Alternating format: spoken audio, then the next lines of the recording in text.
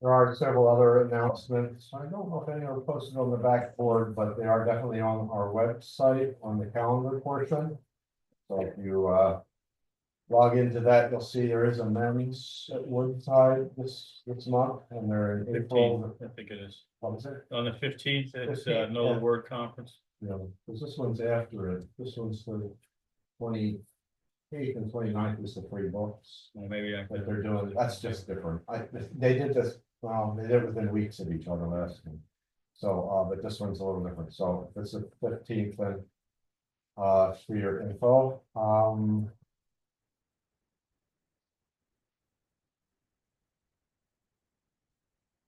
All right, so we're going to go into Proverbs 14. Open with the word of prayer. So to start from here. So we're continuing on with the thoughts that Proverbs, which again are each of them are pivots or words or things or thoughts put into phrases that we can think about. And a lot of times we have seen some of these in real life. It was amazing how many times that somebody has used, and they were non-Christians, not thinking that they've used some of these proverbs in real life, because what? They are a fact of truth in there. So as we look at Proverbs chapter 14, we're going to start with verse 1. And it says, "The wise woman builds her house, but the foolish pulls it down with her hands." We have seen some of these verses before already. The very beginning of Proverbs talks about a woman and her roles and the things that she does in the process. The end of it, I did a study a few years ago in Proverbs 31, which talks about the example of a wise woman in that portion as well. So it's something to look at. Again, I won't be reviewing it again. I'm going to skip it because I've already done it once. So you'll have to look at my message 3 years ago in order to get that. But at any rate, I did around Mother's Day, if I remember right. But at any rate, that portion is something to remind women again how to live and be an example in the home. And there's many verses, and we'll see some more follow up in Proverbs 24. There's a few verses as well that talks about building of a house and establishing a house, and by the knowledge the rooms are filled with all precious and pleasant riches. So we have it mentioned numerous times. And again, this verse makes sense if you read that house as a household, right? Because obviously the woman's not gonna, I don't think, there might be a few of you, I know that Karen loves doing this, maintenance to a house, tearing it apart and putting it back together. Right, Karen? Yes. But in most cases, women do not do repairs and keeping a house together, but she is very integral to the household and keeping that together and doing the things in the house itself.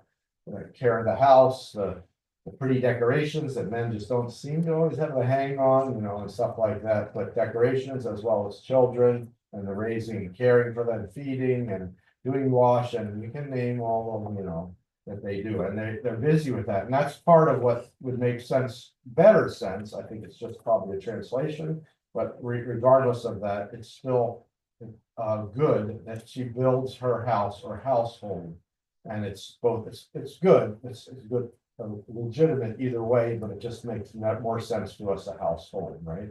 The overall contents, which is all that, and this fits into both scenarios. Wise woman can be, the husband is dead, she can hold the family together while the things are going on. But if she neglects her duties and doesn't perform any of those duties in the home, just like, children coming home to an empty house, what's going to happen? They're going to do their best to survive, but they don't know how to. And what to do and how to do it right. That's not safe, obviously. It's not legal. That's another story. But I mean, the whole fact is that if they're doing their duties as a woman, a wise woman, they're taking care of the duties at home. And so, regardless of whether the husband is dead or alive, she's taking good doing her part of doing duties in the house to keep the house together. And again, it's not just one person that keeps a house together, right? It's more than one. It takes a team. effort to do that in a home.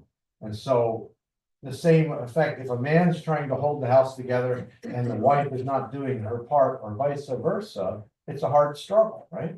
I mean, we feel sorry for those women that are raising children in their homes without a husband, to help them take care of the needs that have to go on. And it's important because that's a God-given family, right? God-given responsibility that God has built in to a proper home and relationship. So the other end of this is if a woman is so neglectful of the duties at home, it can hinder the house from being held together in all sorts of means, right?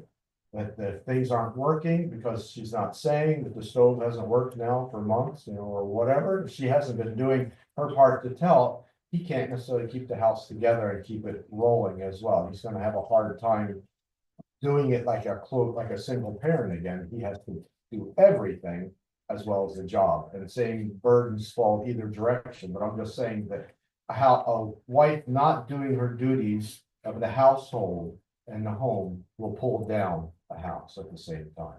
Because again, it's not made for one person to do it all.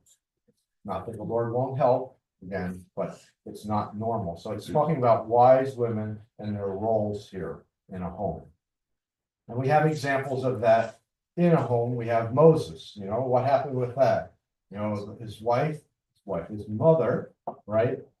She was the one who helped hold the family together because she didn't want to get rid of Moses, right? She wanted to keep Moses, but she had to do the right thing in the process, and the Lord blessed that whole thing. And Moses says I was doing this on my own. I'm trying to think how Moses fit in. Were we talking about Moses recently about something? But it just comes to mind like we've just been talking about. I know Christine's teaching it downstairs, but maybe that's where it is coming from. You were talking about Moses during breaking of bread, I think, with the shepherd, or was that? Yeah, that was it. Yeah, that's what we were talking about, Moses, just in the first meeting. Yeah, very good. So we have Moses, and again, that whole fact again that his mother had a major part in what? His upbringing. She weaned him, she instructed him, right? And so when he got into the household of Pharaoh, he knew that he was what? He wasn't really an Egyptian, he was an Israelite, a Jew, right? He knew that because of what his mother had done in his life. And we also have another example of another wise woman, Hannah, right? What did she do? She willingly gave of her first child. If he gave it to her, he was going to give it back to him. And so she weaned him and raised him to be a godly man. And then he went into the house knowing the goodness of God, but knowing how to live a good life. And he became a very wise prophet in the process, because the Lord blessed his mother and him at the same time for that. And then, of course, you have some mothers that weren't so good, and some other people don't even want to name their children, like Jezebel and Athaliah, right? It's not names that people want to particularly pick, and we know why, because what? Jezebel tore down the house of Ahab. Basically, that household didn't survive after him, right? It was destroyed afterwards because of the wickedness that she induced, and Ahab willingly followed, of course, but the way she lived her life, servant of Baal in that way. And then we have Athaliah, who also did try to do the same thing by destroying Judah at the same time, the house of Judah, by her wickedness and the way she lived life. So we have examples either way of how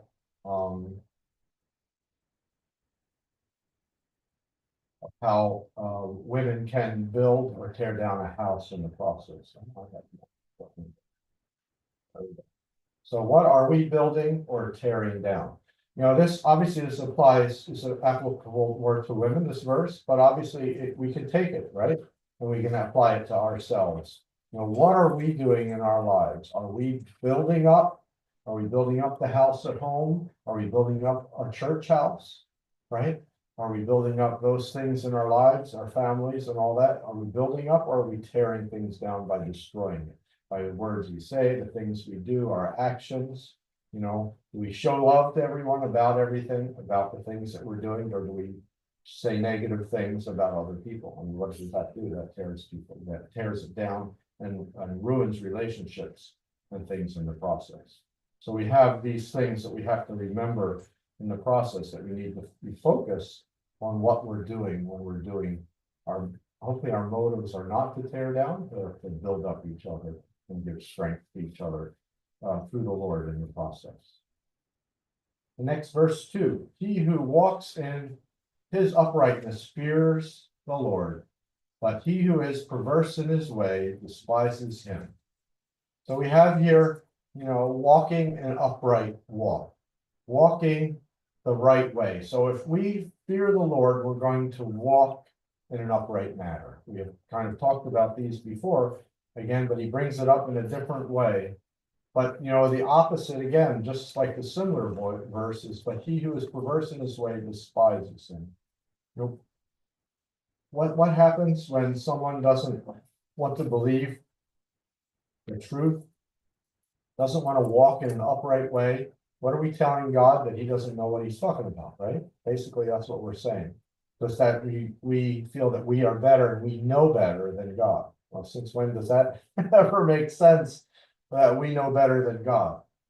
That's not even rational to at least our Christian mind at all, that we would think we know better than God. He is our creator. So, but the foolishness of our mind to think, or for someone to think, they're definitely perverse in their ways. All they are doing is seeking their own way, seeking to satisfy themselves. In life, it proves whether one is really walking before God or not. The testimony of the lips, if contradicted by behavior, is of little worth. And one who fears the Lord will be characterized by godliness and faithfulness. And again, the whole matter of how do we live our life? This is also showing an upright. We talked about that in the last segment, about being a witness and a testimony to those around us. And if we're not walking uprightly and fearing and showing the fear of God, reverential fear for God and respect for him in those things, then we're not walking upright, right? And we're a bad witness right off the bat, just like that, of who Jesus Christ is. And so that would be not good for us. And we just talked about Samuel. He was a great illustration of this, the first part of the line. And then a second one of that would be for this one who is perverse in his ways despises him, is Saul. What did he do?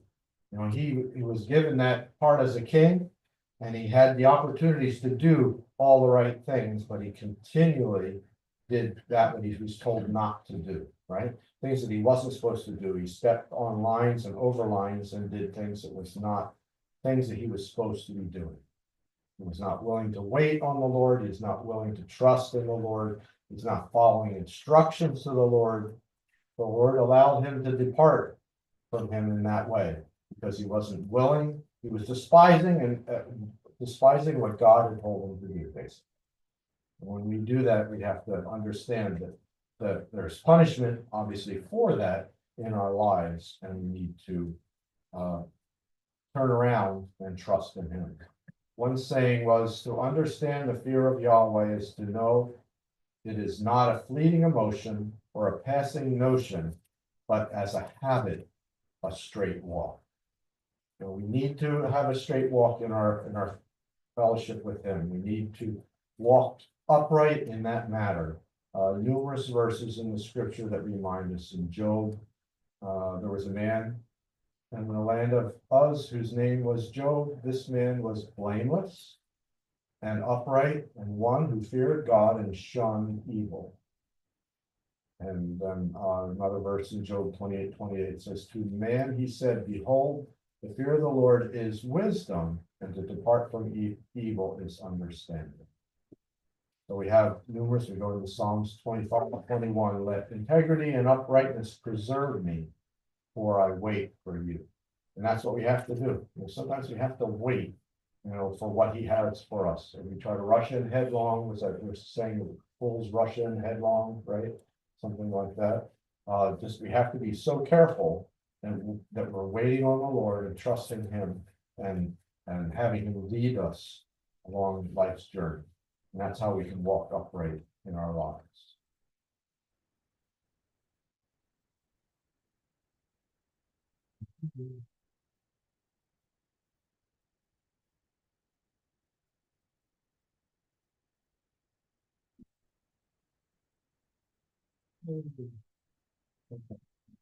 Verse 3, in the mouth of a fool is a rod of pride, but the lips of the wise will preserve them. So here we have a piece of how our words are. You know, do our words come back to, well, our words come back to roost, right? As it says up there, they will come back to roost. And so what words do we want to come back? The idea that a fool's words become an instrument of a rod to his back, as it says there, is as simple as that there is going to be suffering for what they said, right? If a fool says, you know, it's great to go out on Route 22 and walk out in the street, watch all the buses stop for you while you know, and you're not supposed to be out there, you know, and during rush hour, just to walk. That's a fool saying, right? And so what would be the response to people who would hear that kind of thing? You know, you're crazy, you know? Why would you want to tell somebody it's okay to let your children play on Route 22, you know, all day long? That's a foolish thing to say. And so, you know, people would either dismiss it, you know, as saying, you know, don't listen to whatever his name is over there because of what he's saying, or the other end is, you know, they would reprimand him and lecture him and you know, have him go away or something because they wouldn't want to be influenced by some foolish thought. And so that's the things that would happen. Plus, sometimes his words may end up landing him in jail, right? Or getting him in some sort of punishment because of what he had said. But what happens on the reverse side of this, where it says, but the lips of the wise will preserve them? What happens in the reverse? Obviously, when you say something of wisdom, of truth, even if it's God's word or whatever it happens to be, what could possibly happen to you because of what you said, because of wisdom that you shared? Really, there's no harm. I mean, sure, you can be persecuted for believing what you believe, but if you tell somebody that, you know, you say this saying to someone and they listen to it, they understand that it's the truth, right?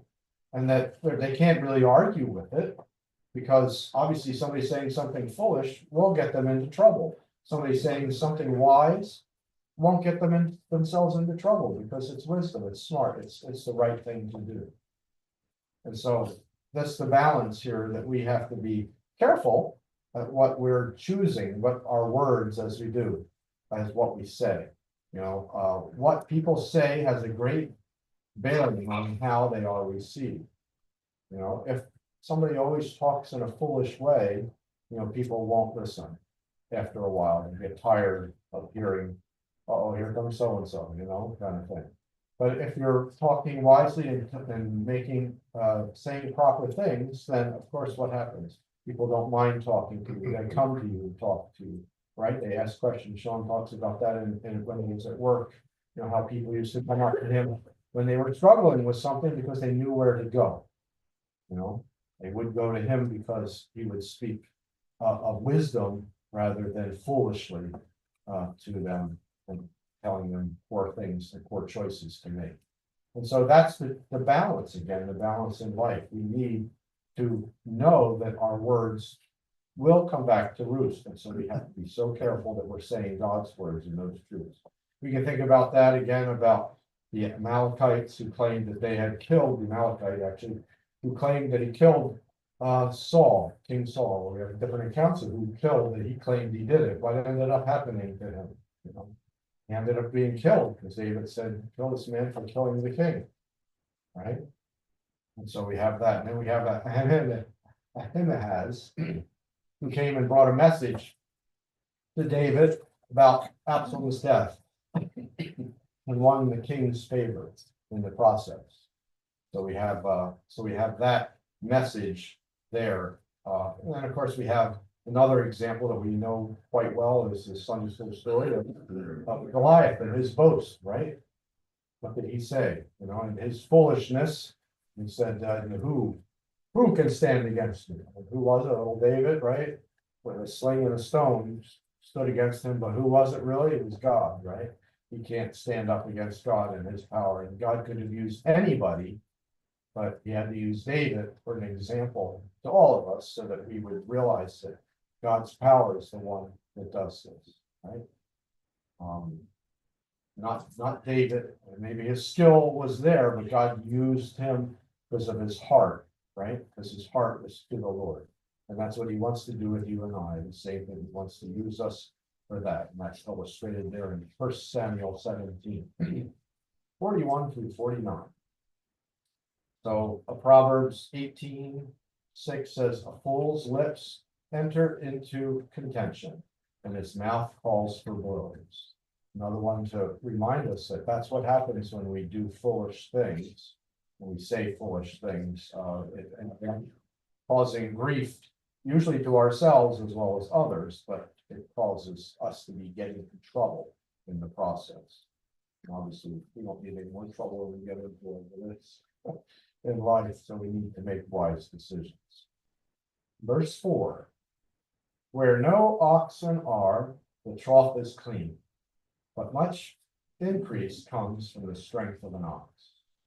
So this is an interesting thing. When I think about this, I have gone to numerous farm things and seen it, and the farm is as clean as all get out. And of course, you wanted to see some sort of animal, and there was no animal there to see whether they shipped them off or what they did. But part of the object of going there was to have the kids see the animals, and there was no animals in that particular area for whatever reason, and it was clean. And obviously, there's a disappointment to people who came to see, well, having to be cows, I think, they came to see cows and couldn't see them because they weren't in there, or a donkey. It was supposed to be a donkey, cow, and I think a pig were supposed to be the three things in the barn that everybody could go see. And it was clean, just like this thing. No oxen, and the trough is clean, and that's exactly the way it was. It was perfectly clean, no animals in there. But it was a disappointment to all those who had paid to get in to see, when they walked into that part of it, to see no animals at all. It wasn't outside, they weren't anywhere to be seen. The other animals were around, but these weren't. But again, that's a disappointment. And again, people could say, don't go there, don't go visit that place because they don't have their cow and their donkey and their pig. They have all the other animals, but you won't be able to see those things if that's what you're going for. You know, and again, that's just where the object here is, that there would be increase. Because you have these things, there would be increase in it. And the increase too, having an oxen, is obviously, you have an oxen, that means that you have, and you're feeding them and caring for them, they're going to be the strength behind the plow, right?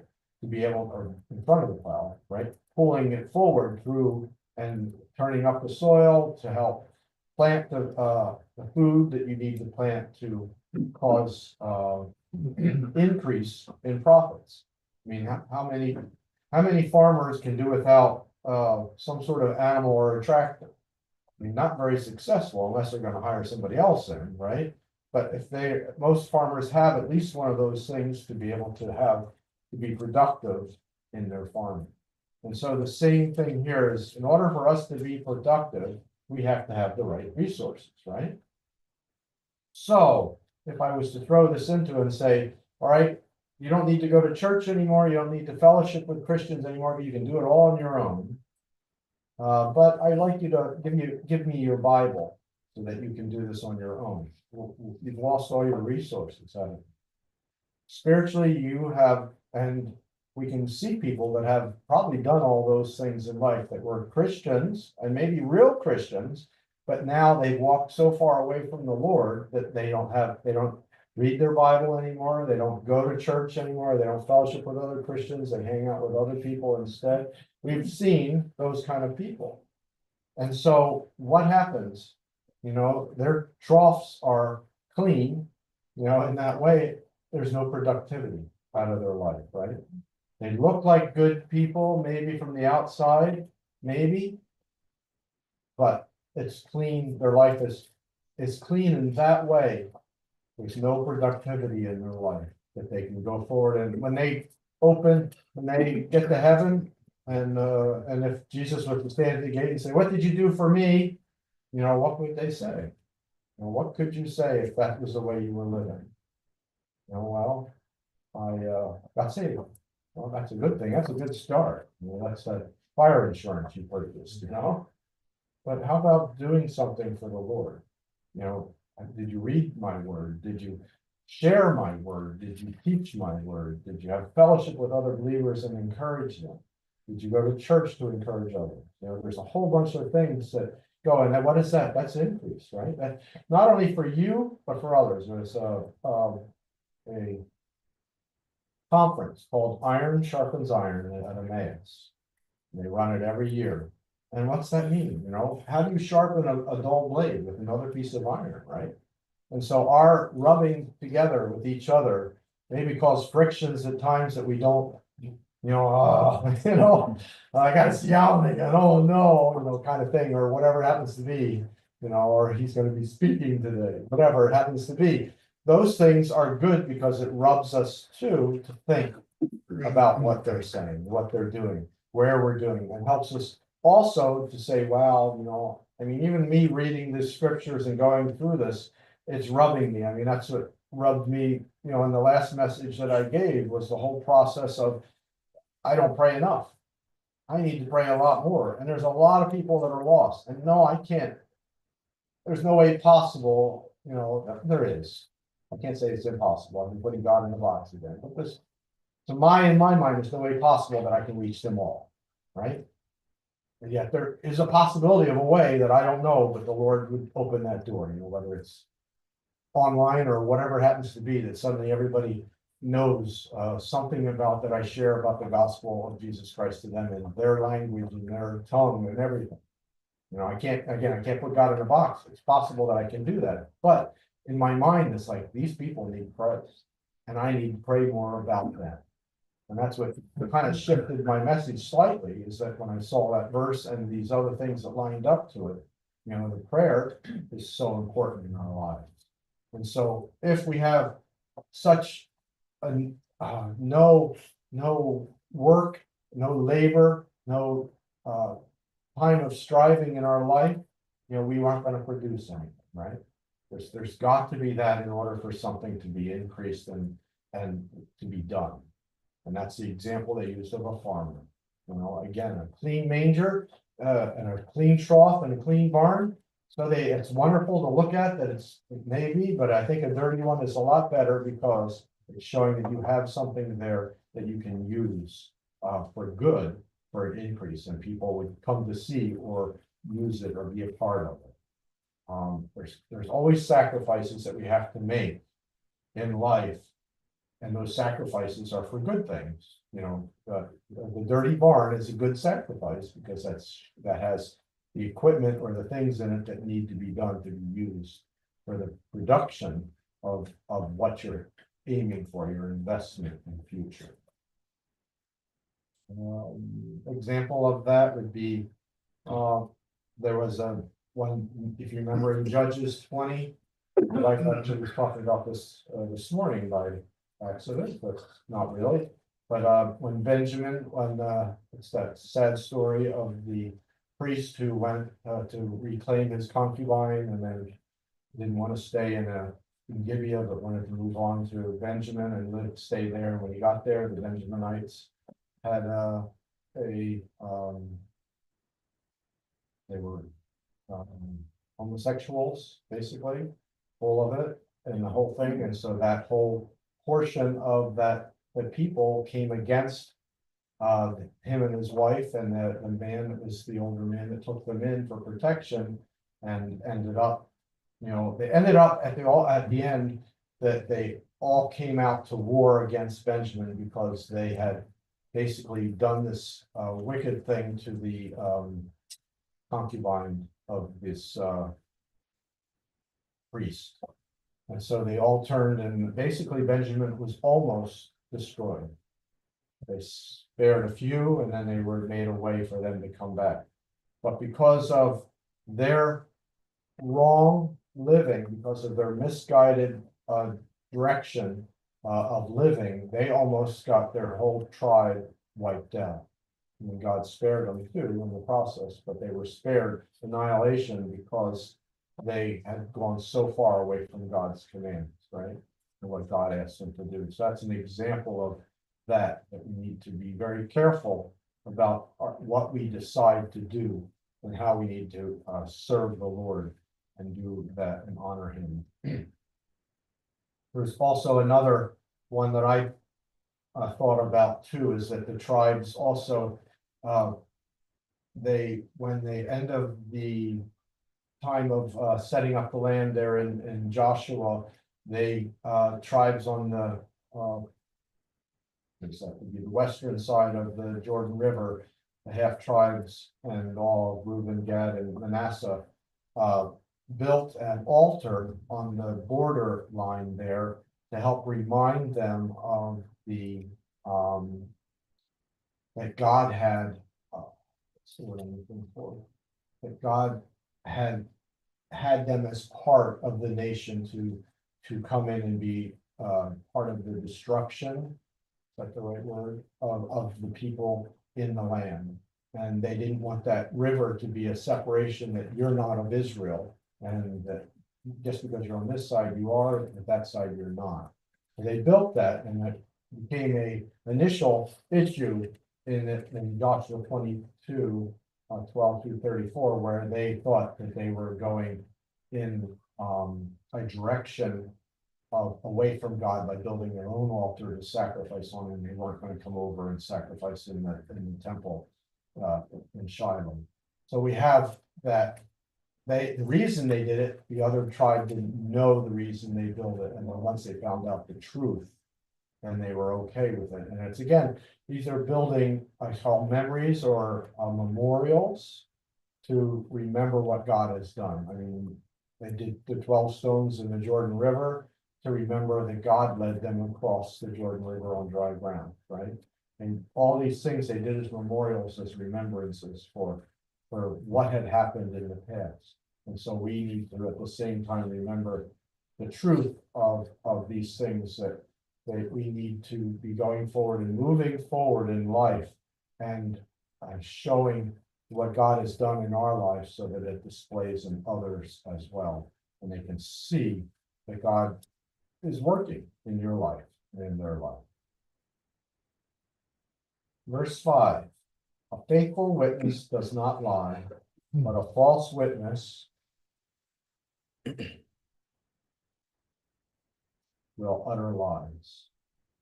This one's kind of straightforward, isn't it? Now, obviously, a faithful witness doesn't tell a lie. If you want them to come to court with you, that's a good thing. But if you want to have somebody lie for you, well, you can find those too, unfortunately. There's probably too many of those, but a false witness will just utter lies. And after a while, what is it? People won't trust what that person is saying, especially when they've been found out. Somebody recently, was a court case that somebody had been covering up and hiding evidence, not hiding, DNA evidence had been tampered with, basically. And this person had been doing it for years. So it came out in a court case. And finally, that kind of ended her career as being the renowned person to do it, finding out that all these years they had been tampering with DNA and stuff like that to make it come out the way they wanted. And you see that becomes what? A false witness will utter lies. It caught up to her in the process. And those are the things that that's why it's so important to be a faithful witness, because what can be caught up to somebody who's being a faithful and a true witness? Nothing. Nobody can find fault with that because you told the truth. Because you know the truth and you're being factual about those things. But lies will catch up. You tell the kids as they're growing up, they'll catch up. Remember a book your kids had was called the Big Fat Lie. Big book like this, and it started out with a little white lie, and then it kept, every page was growing and growing and growing and growing to the end. It took up like the whole last page, and just the whole fact of it, that's the truth, right? Because sometimes you catch people who do this. Some people probably in your life that do this, eventually you say, that's not what you told me last time, you know? And the story keeps changing every slightly a little bit. Oh, did it? Was it different? Well, it's like, well, yeah. So what really happened? Well, you already know the fact to a certain extent, but you can't believe everything they said, but that's what happens. You know, they utter lies, and after a while, they're so used to it that they don't remember what they told you from the last time. And that's the danger of it. When you tell the truth, you don't have to worry about it, right? It's the truth, and it's gonna stay that way forever because that's the fact of life.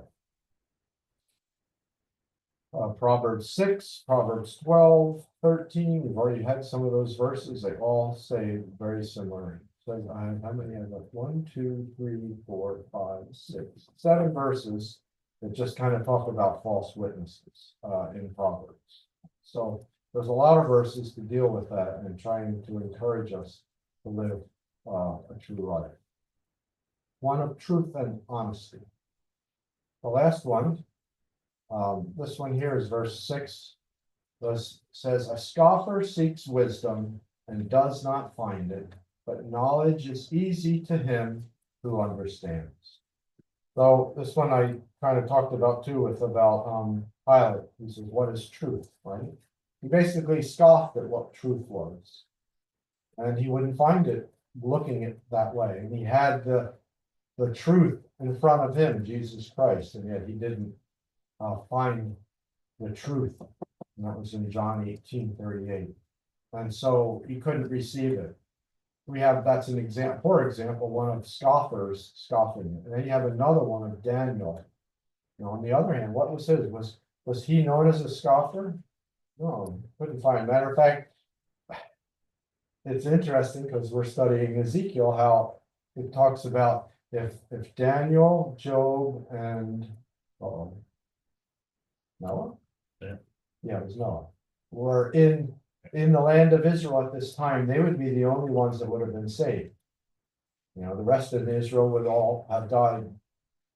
They would have been spared, but nobody else would have lived because of their faithfulness. And Daniel was still alive at that time, you know, and that's kind of the thing that kind of makes us think. I mean, here God's, and I'll use the word, putting Daniel up on a pedestal. He hasn't finished his life. He hasn't slipped off the ladder at the end, you know, like some people do. He's going to be faithful all the way through, as we see.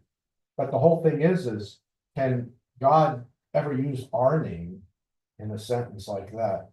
That if Alan and Sean and Nick and John, you know, whatever, Kevin, and now I don't want to miss anybody, you know, but all of you, if God said your name, if you were the only ones in this land, you would be the only ones spared, everybody else would die.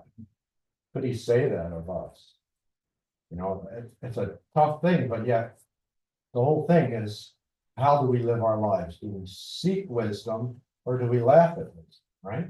I have this story. I like this one before. I don't know if I told it here before. I don't think I have, but there was a Dr. Maurice Rawlings, a cardiologist and professor of medicine of the University of Tennessee College of Medicine. He was a devout atheist, but in 1977, while trying to resuscitate Charles Mackay, who had been screaming in terror about something happening, this something that happened changed his life and his thinking, and was told in a report in Omni magazine. Charles went into the doctor's office struggling with heart issues, so he evaluated him and then he put him on a treadmill to try to see how bad the condition was. He actually had a heart attack trying to do that and collapsed on the floor. While the doctor himself tried to resuscitated him, or I'm struggling with that word, I can tell already, resuscitated him each he would come back and said, and he pleaded with him, please help me. I'm scared of death. I'm in hell, get me out. This is a terrible place. And the doctor noticed a genuine alarmed look on his face. He had a terrifying look, worse than any expression ever seen in death. The patient had a grotesque, grimace expression of sheer horror, and his pupils were fully dilated. he had been in hell and needed the doctor to help. The doctor said, I'm here to help. I'm going to keep you healthy and safe. And again, what's the word, passed out again, but he died again. The doctor resuscitated him again, and he said the same thing to him. I'm in hell, I need you to save me.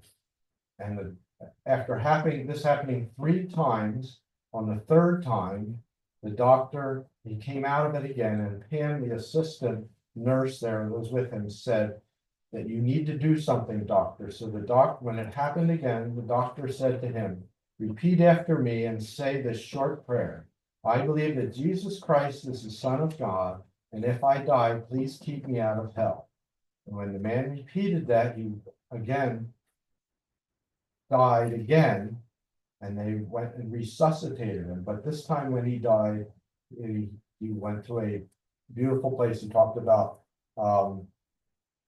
seeing his parents and his grandmother, and he knew it was his grandmother, and he had never seen a picture of her at all, and a few other things. And then when he was brought back to life again, he came back into the room again, and then he was okay. They were able to take care of him, and he stayed out of it. So this story is what changed this atheist's life. And it's actually, you can find it on the YouTube if you look up his name. He has, I think, 3 stories on it as well. But he decided to search to see if this was true, if this was a real thing, because how could this man change from seeing hell and seeing that danger and then coming back to life and asking not to go back there, and after the 3rd time, then seeing heaven, as he was trying to describe, and coming back. I think he went twice back and forth. And 3 times the first time, and twice the 2nd time. And then after that, he was sent. The doctor made him say those in between, made them say those phrases. Then he went in research, and he said 50% of those people that have been in those life-death situations, 50% of them have seen things about hell in the process that have scared them. They've also seen lights and all that. We've seen probably all sides of that. But when he found out that, he actually converted from atheism to a Christian because of that. What happened to this Charles in life? And so it's an interesting story, and I shared that one with you. But think about it, how the importance of what we believe, and it says there's scoffers seek wisdom. He was a scoffer, but he did finally seek after wisdom, right? He had to seek after wisdom, true wisdom, and he did find it. But he needed to have that knowledge and understand the truth, right? And the struggle is a lot of times scoffers will not seek wisdom, as it says in the beginning of that thing, right? Scoffers seek wisdom. A scoffer seeks wisdom and does not find it, because they're seeking wisdom of their own, right? They're not seeking God's wisdom. And so he was a scoffer, and he had to get the truth and knowledge kind of put before him before he would believe the truth of true wisdom rather than what he thought was truth. Our life is so important that we need to be that witness to those around us. We need to be that light in this lost world. And so are we a trustworthy witness? Are we one that we can be, people can listen to and pay attention to in the process? Are we ones that will follow after the Lord in the process and receive the whole message and the truth of the gospel and tell others about it? Leave you with that thought and close in a word of prayer. Dear Heavenly Father, again, we thank you for your love and your care for us. There's so many thoughts that can be generated through reading through these books and these verses in Proverbs, how you have laid it out so that we have different perspectives on the way we need to live, and also encouragement as we live properly before the Lord, as we live a righteous life, as we seek to serve you, that you are the truth, and that being one to follow the truth, that we can know that no harm will come to us because you are in control, and that we have been faithfully following you. We thank you for your great love for us and the promise of everlasting life that we can have with you, that we can know that, and that's our hope and our joy, our rejoicing that we have within our hearts today. We thank you, Lord Jesus, for all you've done for us. Bless our time and bless us as we go home as well, in Jesus' name. Amen.